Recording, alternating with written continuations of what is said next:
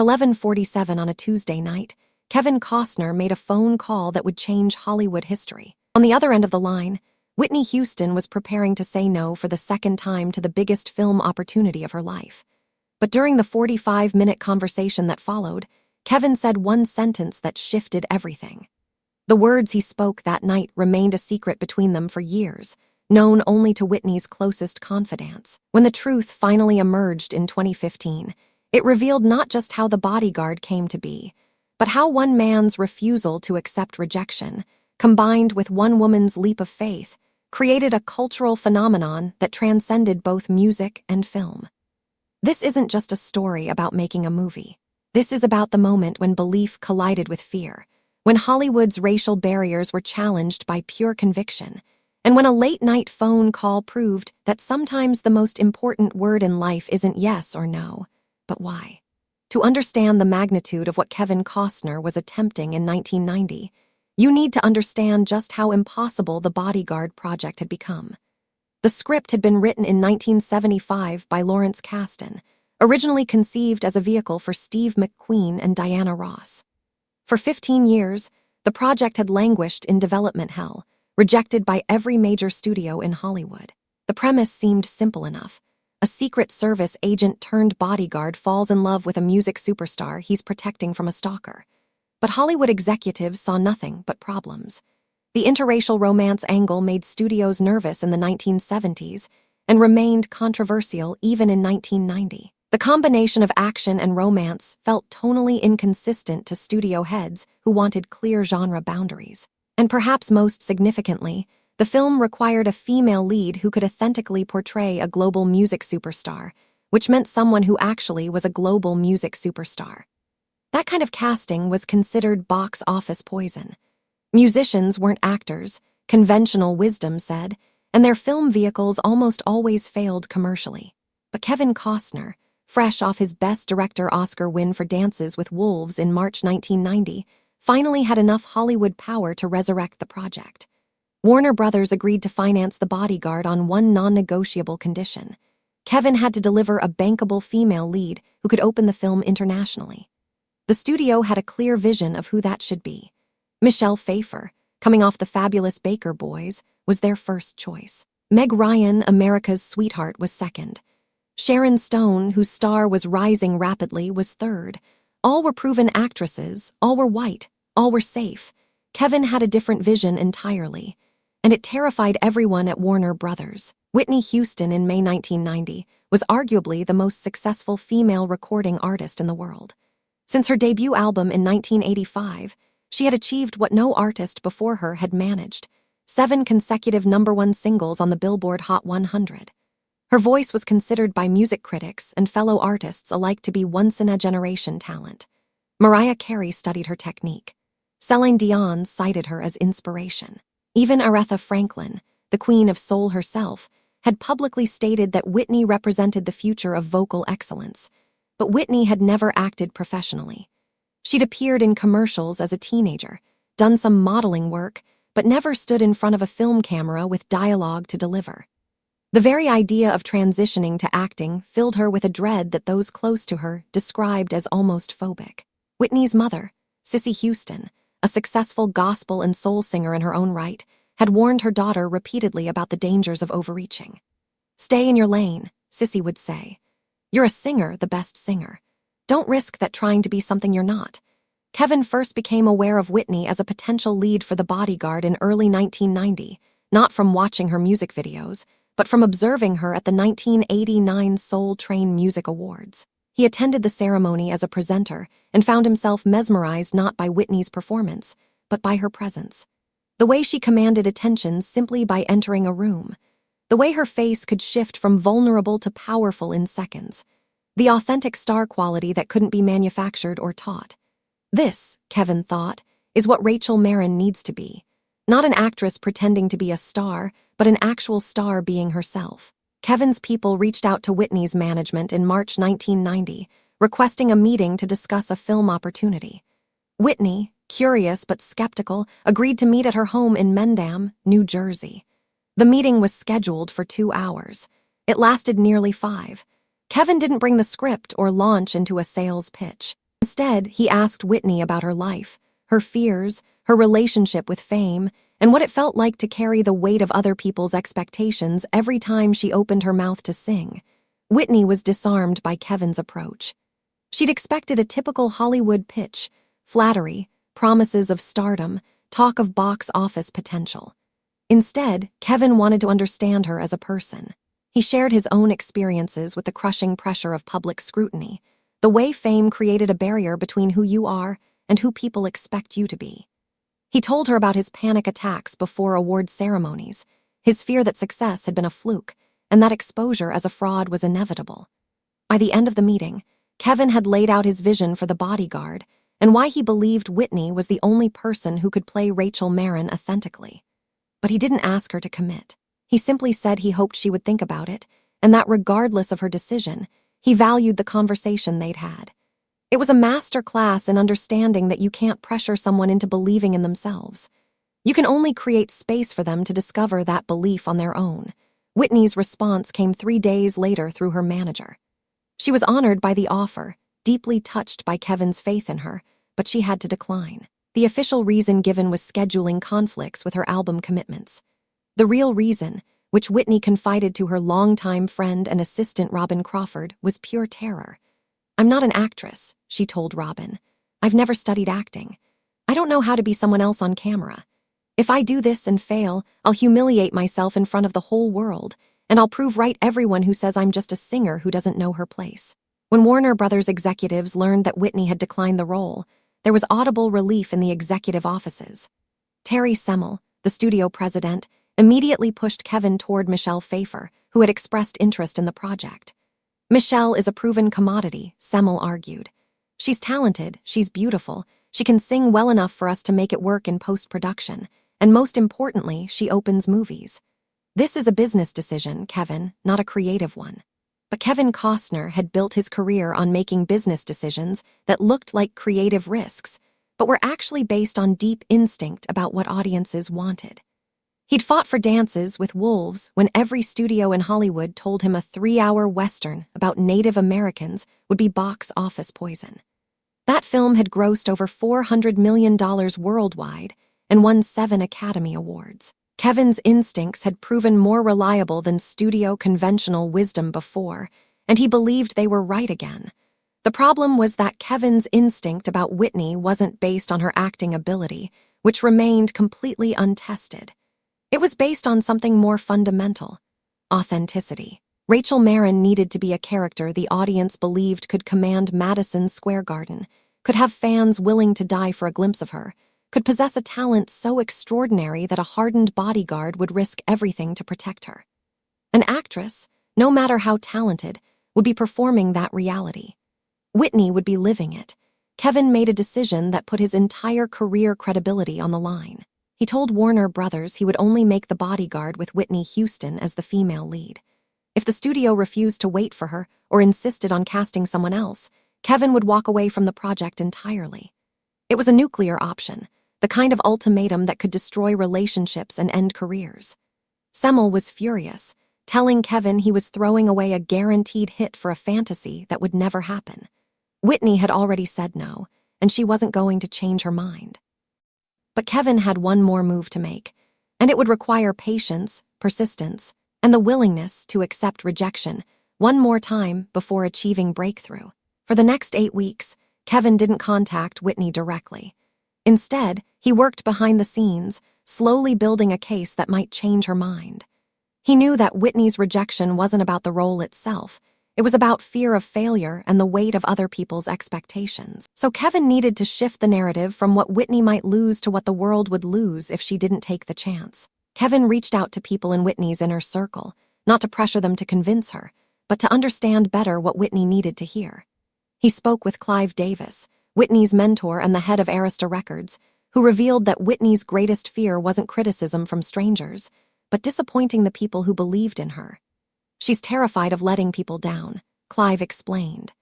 "Every time she sings, she feels like she's carrying the hopes of everyone who ever believed in her talent." That insight changed Kevin's approach entirely. He realized that asking Whitney to act in his film was being perceived as him asking her to risk failure. But what if he could reframe it as an invitation to expand what was already extraordinary about her? Not to become something different, but to reveal more dimensions of who she already was. Kevin also spoke with Sidney Poitier, one of the few Black actors to achieve genuine Hollywood stardom while maintaining artistic integrity. Sidney had broken barriers in the 1960s that Whitney would be challenging again in the 1990s, and Kevin wanted his perspective on how to approach the racial dynamics that studios were so nervous about. Sidney's advice was direct and powerful. "Don't make it about her race," he said. "Make it about her undeniable talent. If you believe she's the best person for the role, fight for that. The studios will follow success, even if it makes them uncomfortable." Armed with these insights, Kevin prepared for one final attempt to convince Whitney. But this time, it wouldn't be a meeting or a formal pitch. It would be a conversation, human to human, artist to artist, one person who understood fear talking to another. It was a Sunday night in late May when Kevin finally called Whitney at her New Jersey home. He'd specifically chosen a weekend evening, knowing that Whitney would be off the professional clock, more herself and less the carefully managed superstar. The call started casually, with Kevin simply checking in to see how Whitney was doing, asking about her music, her family, and her life. They talked for 20 minutes before Kevin even mentioned The Bodyguard. When he finally brought up the film, Kevin didn't ask Whitney to reconsider. Instead, he told her he wanted to explain why he'd been so persistent, because he felt she deserved to understand his thinking. This conversation, which Whitney later described to Robin Crawford in detail, became the pivot point that changed her entire perspective. Kevin began by sharing something he'd never told Whitney before. When he was 28 years old, fresh off some minor success in television, he'd been offered a lead role in a major film.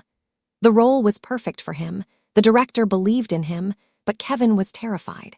He turned it down, convinced he wasn't ready, that he'd be exposed as not good enough.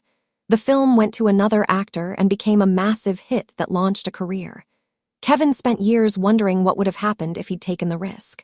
That experience, Kevin explained, taught him that fear isn't a reliable indicator of readiness. Fear just means you care about the outcome. The question isn't whether you're scared.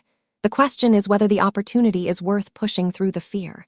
And in Whitney's case, Kevin believed the opportunity wasn't just worth it for her. It was important for everyone who would see the film. Then Kevin said something that cut through all of Whitney's defenses. "Whitney, I'm not offering you a role in my movie. I'm offering you a chance at immortality. The Bodyguard isn't just going to be a film. It's going to be a cultural moment. And you're the only person alive who can make it authentic. If you say no again, I'll respect that. But I need you to understand what you're saying no to. You're not protecting yourself from failure. You're choosing safety over significance." There was a long silence on the phone. Whitney later told Robin that those 15 seconds felt like an hour, as every fear and every dream she'd ever had seemed to compete for dominance in her mind. Finally, she spoke, and her voice was thick with emotion. "Why do you believe in me this much? You don't even know if I can act." Kevin's response became the sentence that changed everything, the words that would remain between them as a sacred truth for the next 20 years. "Because I've watched you perform, and I've seen you move 100,000 people to tears with just your voice. That's not just talent, Whitney. That's power. And the camera will capture that power the same way a microphone does. You don't need to learn how to act. You just need to be yourself in these circumstances. And there's nobody in the world better at being Whitney Houston than you." The conversation continued for another 25 minutes, with Whitney asking questions that revealed both her deep insecurity and her growing curiosity. What if I'm terrible? What if audiences reject me? What if I prove everyone right who says singers should stick to singing? Kevin answered each question patiently, never minimizing her fears, but consistently reframing them as normal anxieties that every actor experiences. Then Whitney asked a question that Kevin hadn't expected. "If I say yes, will you promise me something?" Kevin, caught off guard, said he'd promise anything within his power.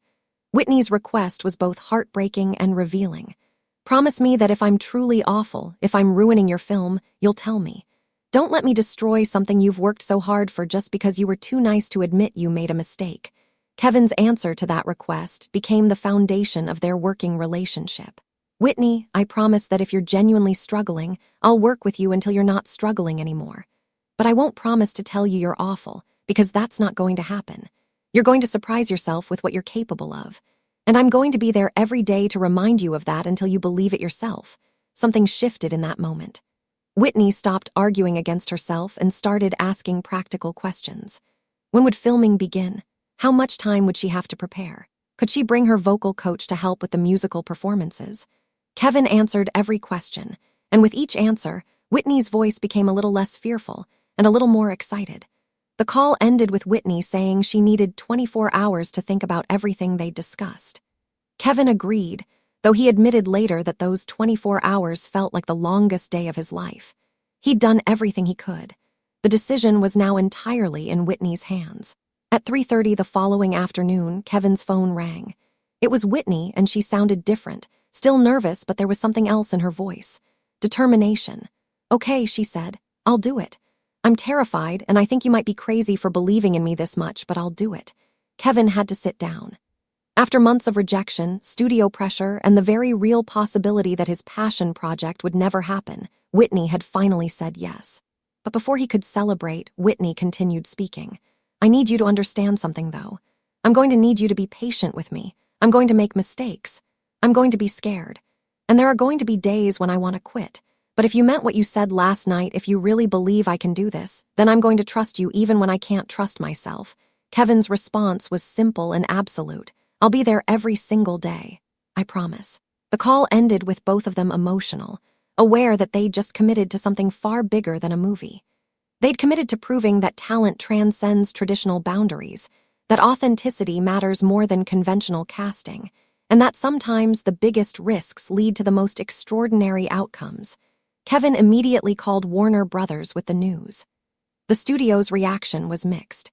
Terry Semel congratulated Kevin on getting his first choice, but immediately expressed concerns about the production timeline, the budget implications of working with a first-time actress, and the marketing challenges of selling an interracial romance to Middle America.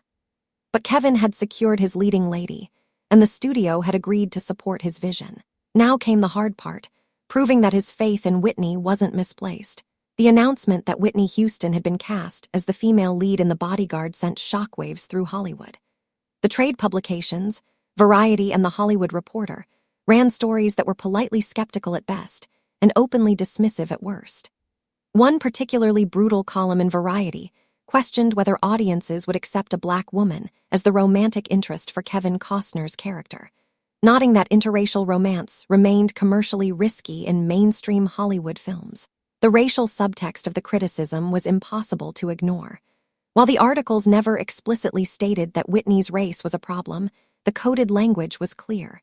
Concerns about Middle American audiences, questions about international box office appeal, suggestions that the casting felt politically motivated rather than creatively justified.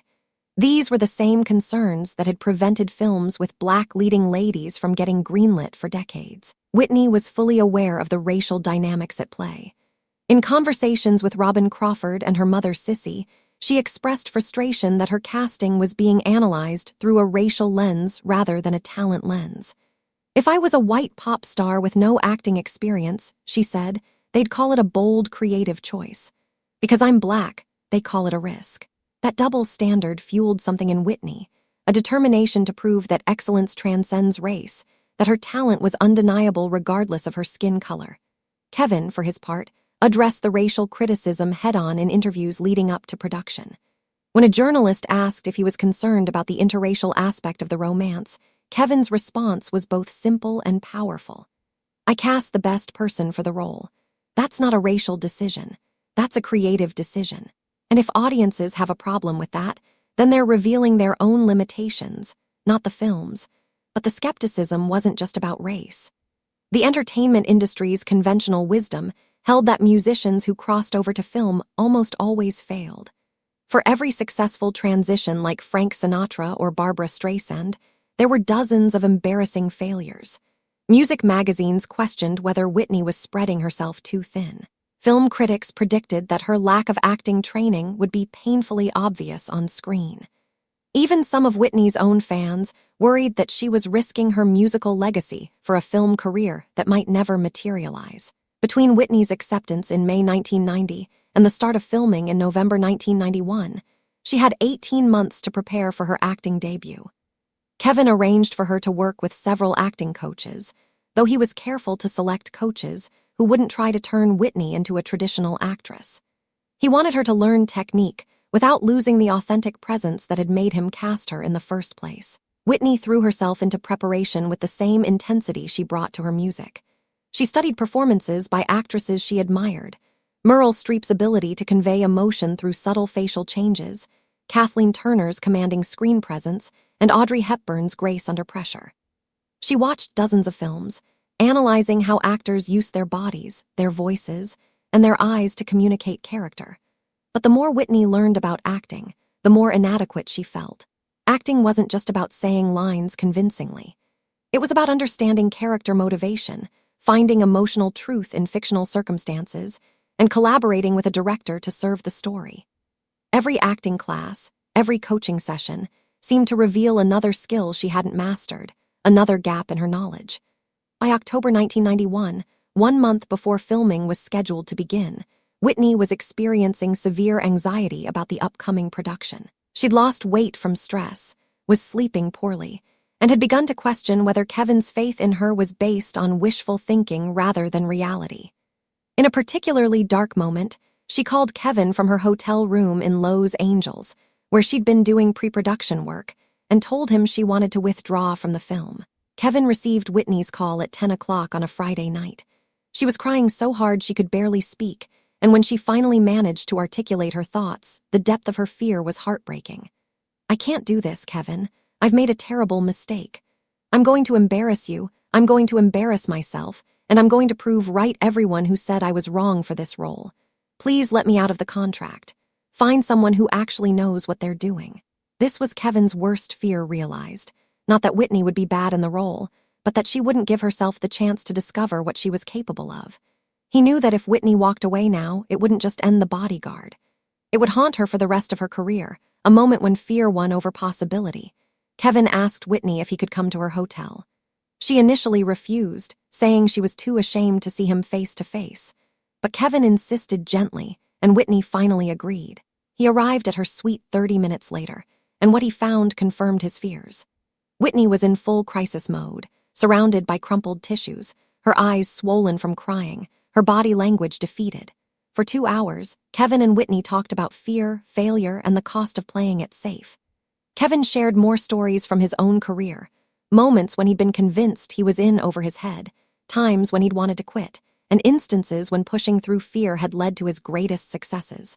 But more importantly, he listened to Whitney articulate every specific fear she had about the filming process. "I don't know how to hit marks," she said. "I don't know how to take direction. I don't know how to do a scene 20 times in a row and keep it fresh." Every technical aspect of filmmaking felt overwhelming to Whitney because she'd never experienced it before. Kevin realized that Whitney's fears weren't really about acting ability. They were about the unfamiliar process of filmmaking itself. Kevin made Whitney an offer that night that he'd never made to any actor before. "For the first week of filming, we'll shoot only scenes where you're performing music," he said. "You'll be on a stage, doing what you do better than anyone in the world. The cameras will be there, the crew will be there, but you'll be in your element. That will give you time to get comfortable with the filming process before we ask you to do dramatic scenes." Then Kevin made a second promise. "On every single day of filming, before every single scene, I'll be there to talk you through it. If you're scared, we'll work through it together. If you're confused, we'll figure it out. If you need to do 50 takes to get it right, we'll do 50 takes.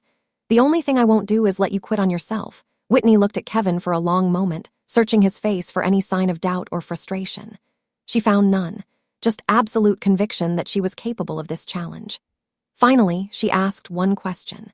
Why are you willing to do all of this for me?" Kevin's answer was the truth that had driven him from the beginning. "Because the world deserves to see what you're capable of, and you deserve to discover it yourself. This film isn't just about me making the movie I want to make. It's about you becoming the artist you're meant to be. And I believe that artist includes but isn't limited to being a singer." Whitney made Kevin one final request before agreeing to move forward. "If you see me genuinely failing, if I'm actually ruining scenes and you can't fix it, promise me you'll shut down production before releasing a bad film. I can handle not being an actress. I can't handle being a bad actress on film forever. Kevin took Whitney's hands and made a promise he knew he'd never have to keep. "If you're genuinely ruining the film, I'll shut it down." But that's not going to happen. And 6 months from now, when you see yourself on screen for the first time, you're going to understand why I was so sure. When Whitney arrived on the Warner Brothers lot for the first day of principal photography in November 1991, she was still terrified, but it was a different kind of fear. Not the paralyzing fear of inadequacy, but the productive fear of someone about to attempt something difficult and important. Kevin had kept his promise to start with musical performance scenes, and the first shot of the film would be Whitney doing what she did best, commanding a stage. The scene being filmed was Rachel Marron performing in concert, and the set had been designed to look like a major arena show. Hundreds of extras filled the audience seats. Professional stage lighting created the atmosphere of a real concert, and the production design perfectly captured the spectacle of a superstar performance. For Whitney, walking onto that set felt like coming home. Kevin watched from behind the monitors as Whitney transformed in front of the cameras. The nervous, self-doubting woman he'd spent months encouraging disappeared the moment the music started. In her place was a performer of extraordinary power and presence, someone who commanded the space so completely that it was impossible to look away. The camera loved her, capturing every subtle emotion, every moment of connection with the audience, every ounce of the charisma that had made her a superstar. When Kevin called cut after the first take, the entire crew burst into spontaneous applause. It was a violation of set protocol, but no one cared. They just witnessed something special, the moment when Whitney Houston proved she was more than good enough for this role. She was perfect for it. Kevin walked over to Whitney, who was looking uncertain despite the obvious success of the take, and gave her shoulders a gentle squeeze. "See," he said quietly, "this is who you are. We just have to help you bring this to the dramatic scenes, too." Over the following months of production, Whitney's confidence as an actress grew steadily. The transition from musical performance scenes to dramatic acting was challenging, exactly as she'd feared, but Kevin's patient approach made all the difference. He never made Whitney feel rushed or inadequate. Instead, he treated her like a collaborator, asking for her input on how Rachel would react in various situations, trusting Whitney's instincts about the character's emotional life. There were difficult moments. A complex dialogue scene in the third week of filming required 17 takes before Whitney felt comfortable with the performance. An emotionally intense confrontation scene left her in tears, convinced she was terrible, until Kevin showed her the playback, and she saw that her raw emotion was exactly what the scene needed. But with each challenge overcome, Whitney's belief in herself strengthened. The chemistry between Whitney and Kevin on camera was undeniable, born from the deep trust and respect they developed during the long journey to production. When they filmed the intimate scenes between Rachel and Frank, the bodyguard character Kevin played, there was an authenticity that came from two people who genuinely cared about each other's success. Critics who had predicted that Whitney and Kevin would have no romantic chemistry were proven spectacularly wrong. When The Bodyguard was released in November 1992, it became an immediate cultural phenomenon. The film grossed over $400 million worldwide, making it one of the highest-grossing films of the year. The soundtrack, driven by Whitney's iconic performance of "I Will Always Love You," became the best-selling soundtrack album in history, eventually selling over 45 million copies globally. But more than the commercial success, Whitney's performance defied every prediction made by the skeptics who'd questioned her casting. While she wasn't nominated for major acting awards, critics acknowledged that her screen presence was undeniable, her emotional authenticity powerful, and her chemistry with Kevin genuine. She hadn't just survived the transition from music to film.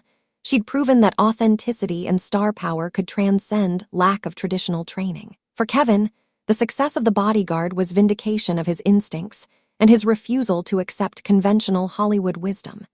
He'd risked his credibility on an unproven actress, fought studio pressure to cast someone safer, and invested months of patient encouragement to help Whitney overcome her fears.